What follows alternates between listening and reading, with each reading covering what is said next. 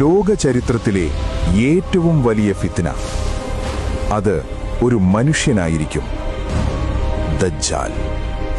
മുഹമ്മദ് സല്ലല്ലാഹു അലൈഹി വസല്ലം പറഞ്ഞു, ആദം നബി മുതൽ ഖിയാമത്ത് വരെ ദജ്ജാലിന്റെ ഫിത്നയേക്കാൾ വലിയ ഫിത്നയില്ല. ദജ്ജാൽ ഒരു കണ്ണ് കുരുടനായിരിക്കും. അവന്റെ നെറ്റിയിൽ ഒരു വാക്കെഴുതിയിരിക്കും, കാഫിർ.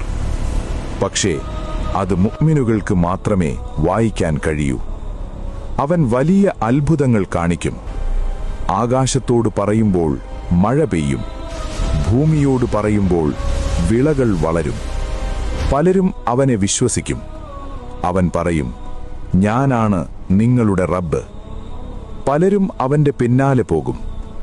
പക്ഷേ ഒരു സത്യമുണ്ട്, ദജ്ജാലിന് മക്കയും മദീനയും പ്രവേശിക്കാൻ കഴിയില്ല.